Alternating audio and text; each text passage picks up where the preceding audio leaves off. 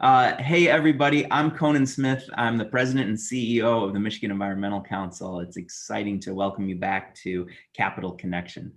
Today, we're going to be talking with three great activists and allies in the fight to end our reliance on coal for energy generation. And I think it's almost fair to say that we're no longer reliant on coal. We still have a lot of it in the system. We'll talk about that and ways that we can reduce it. But thanks to the Sierra Club's Beyond Coal campaign, which has been operating at the national level now for about 15 years, we have had tremendous success across the nation and here in Michigan in shutting down coal plants and transforming the footprint of our energy so that it's more reliant on renewables than it is now on coal. I'm excited for that. However, these coal plants that we did rely on for so long also have some lingering effects, and we're going to talk today about coal ash dumps and the consequences of those, and how they threaten the Great Lakes and what needs to be done in that vein as well. So really great stuff with really great guests. Let me begin with introductions here. My dear friend Mary Anne Hitt is joining us. Mary Anne was one of the first, were you, Mary Anne, the first director of the Beyond Coal campaign? I was the second director, but one of the first national staff, yes. Yeah, and Mary Anne and I met when she was with an organization called Appalachian Voices, working with residents in coal country who had suffered from the destruction that industry brought to the mountains. And man, Mary Anne, you just, you won my heart the way you talked about that. And it's been so amazing to watch your leadership at the Sierra Club carry this campaign to such great heights. And recently you've moved into a new role at Energy Innovation. Would love to at some point during this talk have you share what you're going to be doing in your next life. We're also joined by Jan O'Connell. Jan is with the Michigan chapter of the Sierra Club and has been working on Beyond Coal's implementation here in the state. Sierra Club is one of the founding members of the Michigan Environmental Council way back in 41 years ago. And we've watched their work at Consumers Energy and DTE help to transform Michigan's own energy footprint. Jan, thank you for joining us today. And we've got our own Abby Wallace. Abby is our energy program specialist, and she has been spending a lot of the last year digging into the data on coal ash dumps and understanding what's happening with the residue from coal plants and how it continues to pose environmental threats to the Great Lakes and our air quality. MEC just this past month released our 2021 update of our coal ash report. So Abby's gonna be able to talk to us about that long-term lingering effect. All three of you, welcome to Capital Connection. Thanks for taking time out to be with us today. Thank you for having me. Mm-hmm. Mary Anne, let's jump in with you. Can you tell us a little bit about that path that took you into Appalachia and then off to the Sierra Club in this fight to end our reliance on coal? Absolutely. And let me just start off by saying, Conan, it's such a treat to see you again and to see my old friend Jan and Abby. I'm such a big fan of the great work you're doing. An honor to be here with you and the whole team because the work you're doing is so important. I came to this work having grown up in the Smoky Mountains of East Tennessee, where we are famous for the Great Smoky Mountains National Park and Dolly Parton. Those are our claims to fame. And fell in love with Appalachia, having grown up there, went off to serve as executive director of an organization called Appalachian Voices in the early 2000s, mid 2000s. And working there, we were working with community folks all across Appalachia to try to stop this destructive form of coal mining called mountaintop removal, where they're blowing up entire mountaintops because it was a cheaper way for the mining companies to get the coal. That led us to the coal plants that were the source of demand for all of those mountaintop removal mined coal. And initially, what connected me to the Sierra Club was a fight to stop one proposed new coal plant in Southwest Virginia. There was one new coal-fired power plant proposed in the Virginia coal fields that we saw as a big new source of demand for mountaintop removal coal. So we started working to fight this one new coal plant, only to realize there were over 200 new coal plants on the drawing board during the George W. Bush era, and including some in Michigan, many of which, almost all of which, we stopped through this incredible grassroots campaign, and then turned our attention from those proposed new coal plants to the existing coal plants across the US, which a decade ago were about 530, producing about half of our electricity. So from the impacts of mining, I also connected the dots about the other impacts of coal, including air pollution, climate change, and water pollution that y'all in Michigan are all too familiar with your history of coal in the state. Mary Anne, I think it's really interesting to understand the motive was an environmental protection motive about a very special place, but you saw this market force, right, that you could intervene in that would save your place and disrupt an entire system. Like what was the thought process there? How did that occur to you that this was going to be the optimal intervention? Well, when we started working first to stop these new coal plants, which again, we stopped almost all of them, over 200 new coal plants, and then turned, and this is not just the Sierra Club, this is dozens of organizations all around the country. And then we turned from there to look at the existing coal plants. We realized a couple of things. One, they were enjoying all of these loopholes for their pollution, whether it was mercury pollution, coal ash pollution, which we'll hear more about, climate pollution, other forms of air and water pollution. They were actually enjoying these loopholes that made the coal power kind of gave it this unfair advantage because they didn't have to pay to clean up their pollution. And so getting standards in place just to require that they clean up the pollution rather than dumping it on all of us for free was one really important intervention that we needed to make. The other was there is another way to make electricity, and it is renewable and it's clean. And although when we started the Beyond Coal campaign, it was not a cheaper option, now it is. And so today we have renewable energy that is cheaper than coal in almost every part of the country. And if you have the choice between expensive and dirty energy or cheap and clean energy, people are going to choose the cheap and clean energy.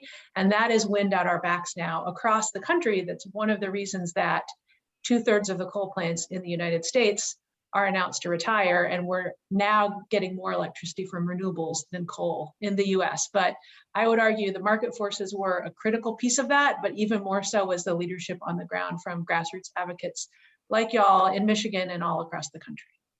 One of the things that you told me so long ago was that the process of coal mining is not just environmentally destructive, but it was tremendously exploitative of communities and individuals.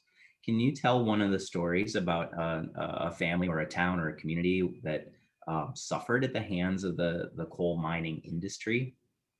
Well, here in West Virginia, where I still live today, the state of West Virginia, in Kentucky, even in Tennessee and Southwest Virginia, there were dozens of communities that were living next to these mountaintop removal mines where they literally were exploding the layers of rock, dumping those into the valley and scooping out the coal, which was like a layer of a cake. And so you can imagine living around constant explosions. There's dust blowing around. That dust is full of minerals and silicon and stuff that when you breathe it in, it contributes to cancer. And then because you're dumping all this rock into the valleys, the water is contaminated. And so there are big public health problems well documented in academic research for dozens of communities. And then trying to build a new economy in a place where the landscape has just been so devastated is tough, and people care about these places and they want to stay there, live there, fight for them. And so working alongside those communities was what started me on this path that I am still on today. And that kind of destructive mining still happens in Appalachia. So there is still a lot more work to do in Appalachia and around the country. It's impressive too to note just the raw numbers of the impact of the Beyond Coal campaign. And as you say, like working not independently, but with a wide array of allies environmental organizations, pro-clean energy organizations, conservationists who care about the land, social justice activists and economic justice activists. You've helped lead the process of shutting down 341 coal plants across the entire country. That's what, about 60 or 70% of the total that were out there when you began? Yes, about 2/3 of the plants. And again, a lot of that great work happened in Michigan. And a couple of things that I would reflect on there. One is that when we started a decade ago, again, we had 530 coal plants. 341 of those are now slated to retire. The vast majority of those took a huge amount of work and effort by grassroots community folks and environmental partners and experts and economists.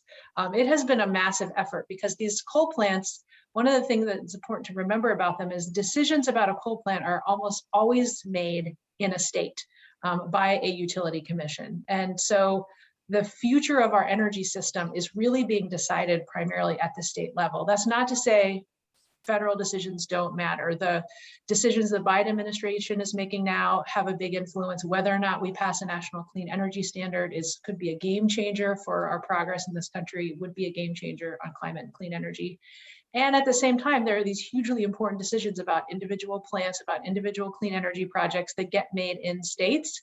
And so we built up this network of advocates over a decade that were able to learn how those decisions get made, get the public's voice into those venues, and really start to make the case for clean energies, for environmental justice, for public health, and in these very, very important venues that frankly had been overlooked by a lot of folks prior to that. I think people would be surprised to know, given the bent that the country and then the world have taken around cleaner energy, that coal is still a significant part of energy generation here in Michigan. Jan, can you talk a little bit about our successes here and how much further we've got to go? I think we've got something like 7 coal-fired power plants still in operation in Michigan. Right now we started out with about 12,347 megawatts of coal, and that was 68 different units. That's broken down to coal plants.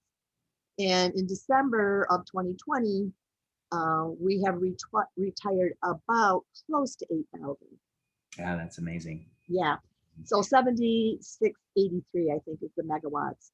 So our campaign in progress is roughly on a linear pace, slightly ahead of where we had hoped to be, with hopes of hitting no coal by 2031.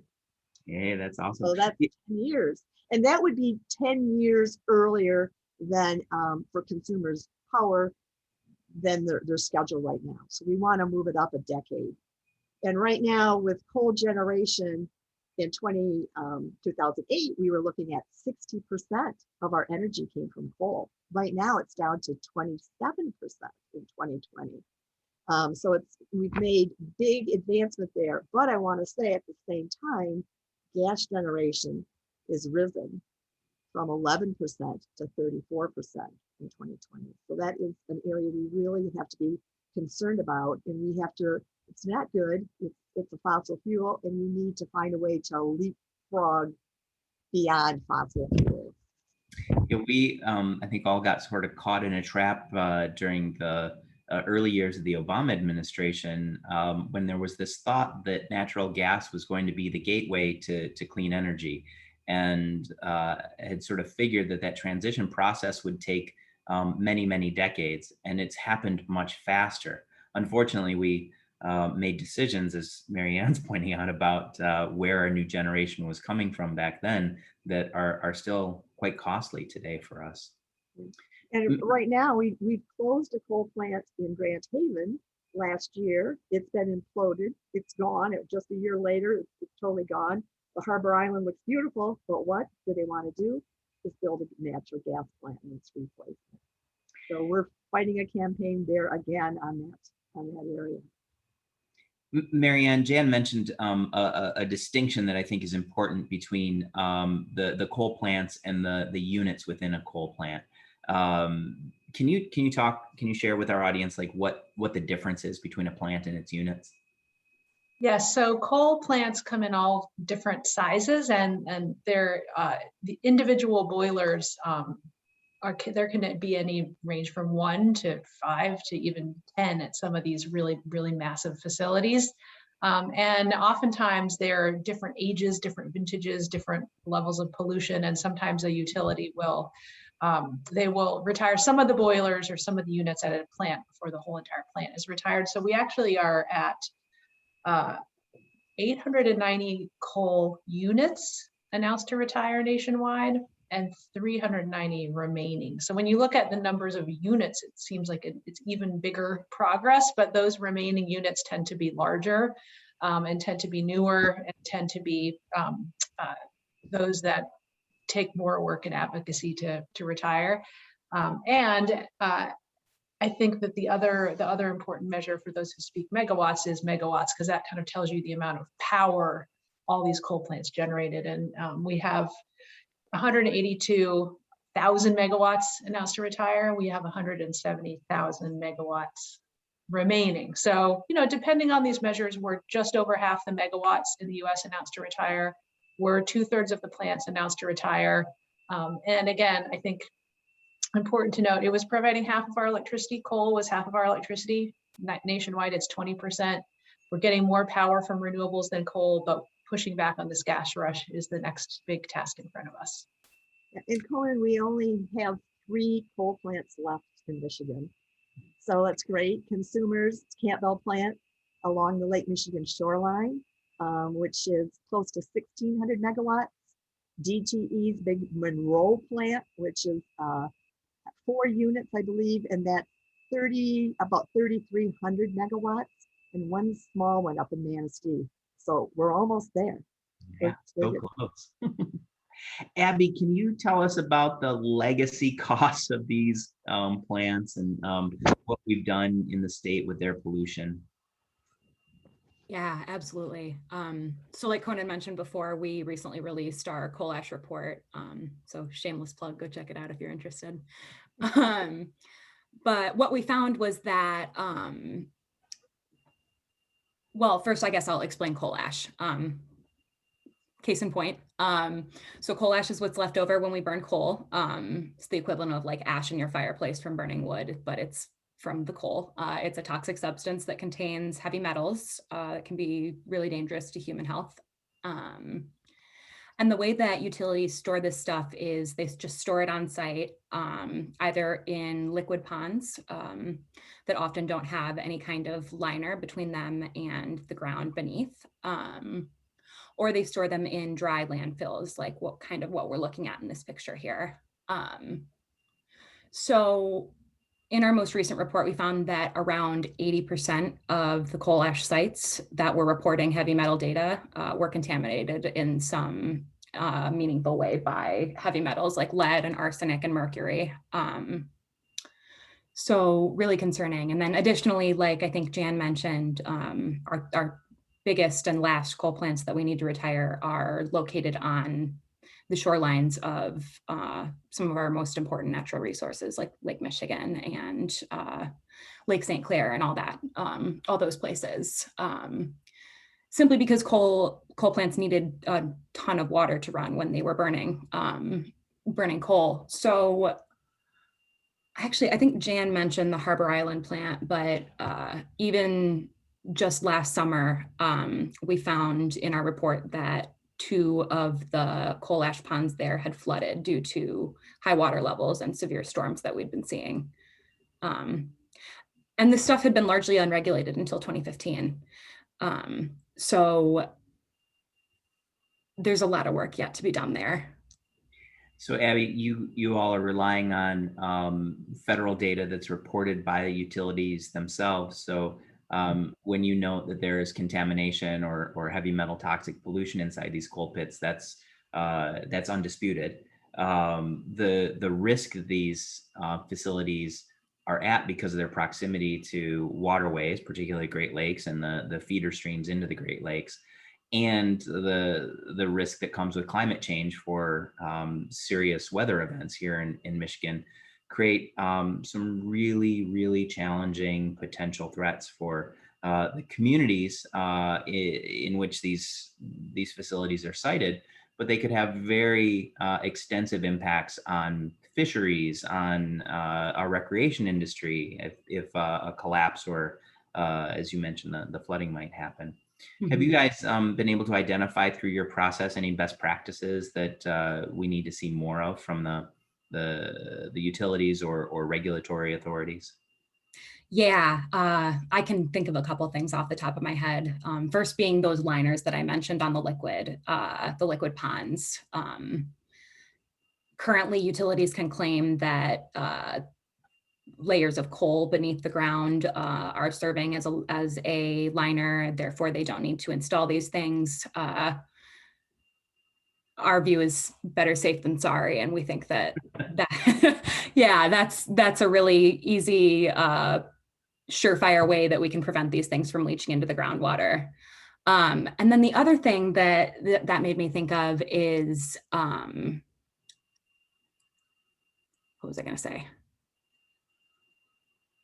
Recommendations. While you're remembering, I will just, oh, go ahead. No, go ahead. I remembered it. So because the rule was only made in 2015, there are ponds from before 2015 that these rules didn't apply to. Right. So a lot of times, I mentioned that some sites don't have heavy metal data. That's because of a process called an alternate source demonstration, where the utilities can claim that any contamination that's being found is not coming from the coal pit that they're monitoring. It's coming from some other source, even if that source may be an old coal pit that nobody has on their radar. So including those in groundwater monitoring would also be a step I would want to take. Mary Anne, did you have something to add there? Yes, just to add, there, as you mentioned, there were no federal standards for this at all until the Obama administration. Shockingly, like literally utilities could just dump this coal ash into holes in the ground. That's what they did. The Obama administration put standards in place. The Trump administration did try to roll them back. And so the state of these federal standards is in turmoil. I'm sure this new administration will reinstate them. And one thing to note is the new head of the EPA, Michael Regan, was the head of the North Carolina Environmental Agency, state agency, and they had quite a battle with Duke Energy over the long-standing coal ash ponds at, one of which famously failed in the Dam River spill and polluted people for hundreds of miles downstream. And they've secured through litigation some standards that were stronger than what Duke Energy wanted to do, both for future ponds, but more importantly, taking the old ones and remediating them. So I think we should be looking for action on this from the new administration. And I see a question here about what happens to the ash waste at the retired plants, and that's definitely what we're talking about here. Again, sometimes it's just dumped into holes in the ground and left there, and that is obviously not good enough. And that's one of the things that needs to change and requires groups like MEC and other advocates to push for that, because the default is not going to protect our water or our. So I'd love to hear a little bit about the process of advocacy from you, Mary Anne and Jan. So Big Coal is a formidable adversary, and people in communities and government were fairly deeply entrenched in the notion that coal was the way of life and the way that we created energy. How did you go about transforming that, convincing people that we would be okay if we transformed our energy generation processes and the mix of energy that we have, while still like being a tough fighter against the coal industry itself? That seems like an interesting tension. Well, Jan will have the Michigan perspective. I can just say a couple of things. One, public health is an important starting point. And when you think about the contamination of people's drinking water, a lot of folks would live near a coal plant and not realize what it was. They don't all look like the ones in that picture that seems so obviously a coal plant. And when organizers and advocates connected the dots between asthma in the community and this nearby uncontrolled coal plant, people would become very motivated to get involved. They'd become very motivated motivated to get involved when they realize their drinking water is contaminated or at risk.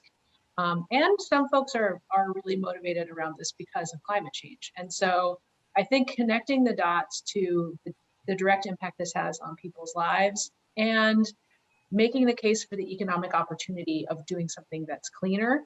Those are two important things that we have really focused on as advocates. And I think the last piece would be, in addition to that, you have to be able to make both the really clear and compelling public case for this transition, but also you have to speak to decision makers, you have to speak to utilities, you have to understand the math, the economics, the regulations. And so being able to have incredibly brilliant lawyers and attorneys and economists who could also come and make the case and say, look, we can retire these coal plants, we can keep the lights on, people's electricity bills won't go up, and actually this will be a better and brighter future for everyone. Those folks have been really important part of this fabric as well. And Jan, you can speak to how you made the case in Michigan. Well, I'm just saying, nationwide, for 2 years, if not more, there were major clean coal barrage of TV ads that were going against us. And decision makers were thinking we were crazy and our nation could never go without coal. But I think just having the example from other countries that are doing now and having renewables much slower. Solar energy has dropped amazing, 89% in 10 years. And on onshore wind has also 70% decrease in that same time frame.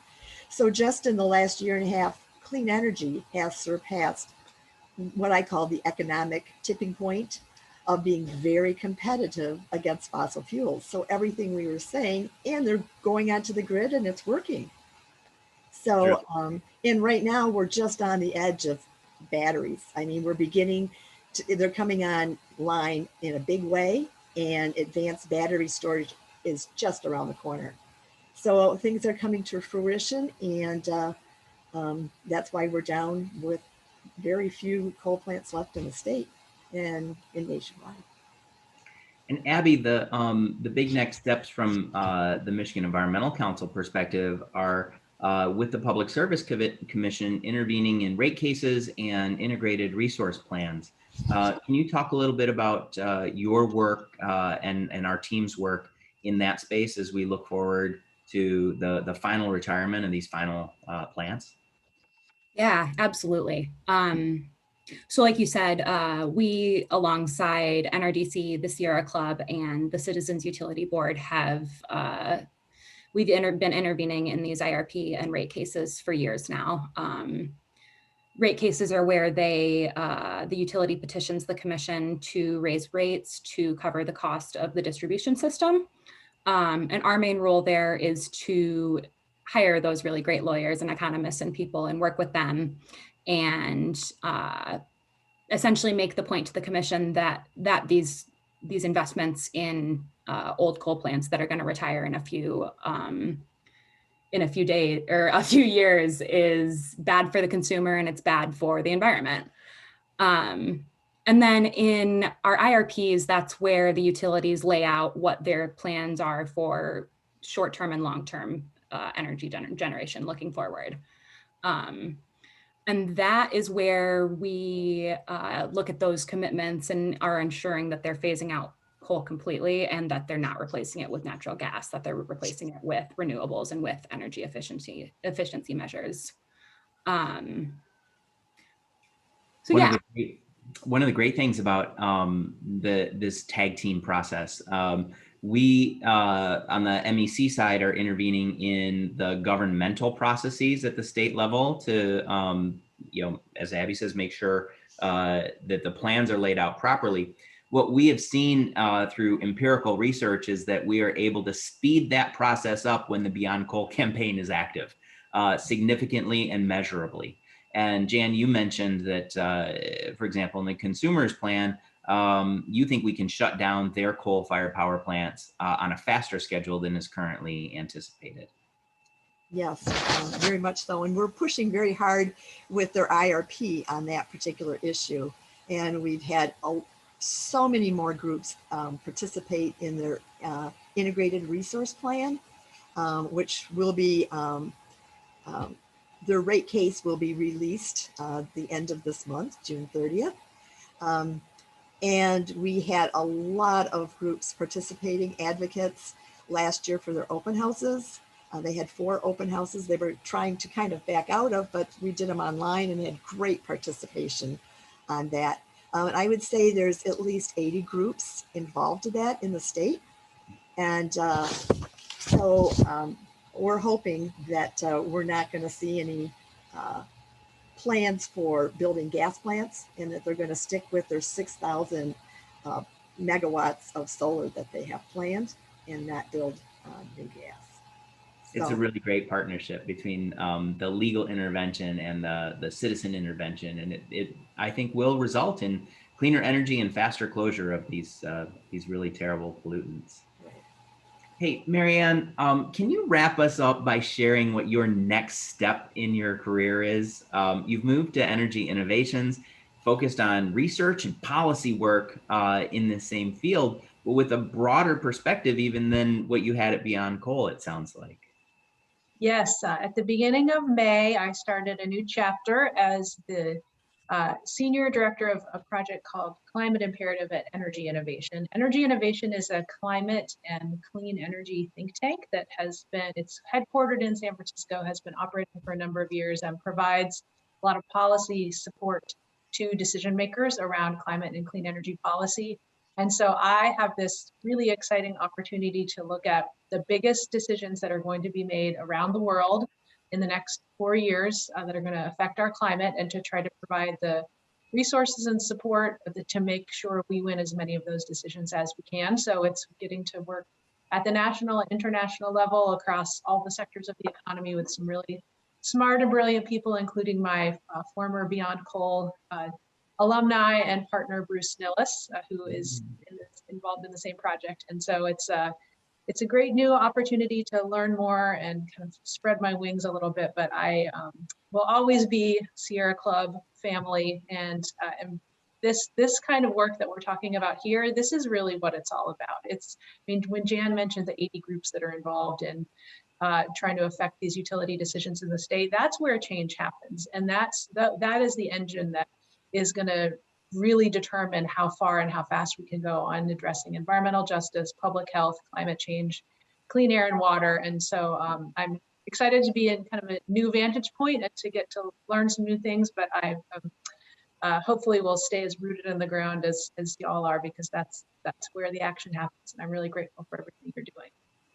Well, let me just return that and say I'm so grateful for each of you, Mary Anne, Jan, Abby. The work that you've done in creating a clean energy future for us is already tremendously impactful on human health and the quality of our environment.